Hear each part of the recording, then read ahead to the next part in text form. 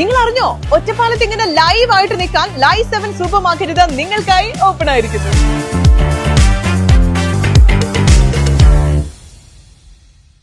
വാർഡിലെ വികസന പ്രവർത്തനങ്ങൾ തുറന്നു പറഞ്ഞ് കൗൺസിലർ രാധ. വാർഡിൽ നിരവധി വികസന പ്രവർത്തനങ്ങൾ നടത്താൻ സാധിച്ചതായി ഒറ്റപ്പാലം നഗരസഭ 22ാം വാർഡ് കൗൺസിലർ രാധ.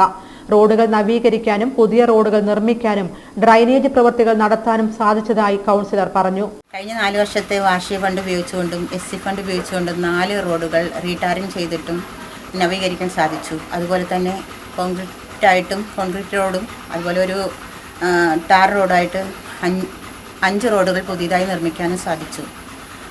അതിനോടൊപ്പം തന്നെ ഡ്രെയിനേജ് വർക്ക് നടത്താനും സാധിച്ചു.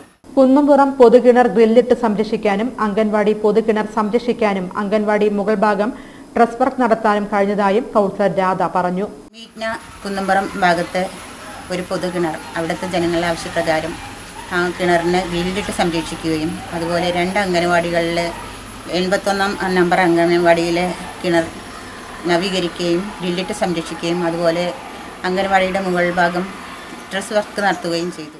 വാർഡിലെ കുടിവെള്ള പ്രശ്നത്തിന് പരിഹാരം കാണാൻ സാധിച്ചതായും പുതിയ തെരുവിളക്കുകൾ സ്ഥാപിക്കാൻ കഴിഞ്ഞതായും കൗൺസിലർ പറഞ്ഞു. അമൃതം പദ്ധതിയിൽ ഉൾപ്പെടുത്തിക്കൊണ്ട് 64 കുടുംബങ്ങൾക്ക് കുടിവെള്ള കണക്ഷൻ കൊടുക്കാൻ സാധിച്ചു. മീറ്റ്ന കേത്തപ്പടി റോഡിൽ ഇലക്ട്രിക് പോസ്റ്റുകളില്ലാതെ അവിടെ തെരുവിളക്കുകളൊന്നും ഇല്ലാതെ അവിടുത്തെ ജനങ്ങളെ നിരന്തരമായ ആവശ്യപ്രകാരം അവിടെ പോസ്റ്റ് ഇടുകയും സ്ട്രീറ്റ് മെയിൻ സ്ഥാപിക്കുകയും ചെയ്തുകൊണ്ട് അവർക്ക് ലൈറ്റ് ഇട്ട് കൊടുക്കാൻ സാധിച്ചു. അതുപോലെ 20 പുതിയ ലൈറ്റുകൾ കൊണ്ടുവരാൻ നമുക്ക് സാധിച്ചു. മിനി മാസ്റ്റ് ലൈറ്റ് സ്ഥാപിക്കാൻ സാധിച്ചതായും ജനങ്ങളുടെ സഹകരണം പൂർണ്ണമായും ലഭിച്ചതായും കൗൺസിലർ രാധ പറഞ്ഞു. MP ഫണ്ട് ഉപയോഗിച്ചുകൊണ്ട് നമ്മളൊരു മിനി മാസ് സുബ്രഹ്മണ്യ ക്ഷേത്രത്തെ പരിസരത്ത് നമുക്ക് സ്ഥാപിക്കാൻ സാധിച്ചിട്ടുണ്ട്. വാർഡിലെ ജനങ്ങളുടെ സഹായ സഹകരണങ്ങൾ എനിക്കും ഉണ്ടായിട്ടുണ്ട്. അതോടൊപ്പം തന്നെ എൻ്റെ നന്ദിയും കടപ്പാടും അവരെ ഞാൻ അറിയിക്കുകയാണ്.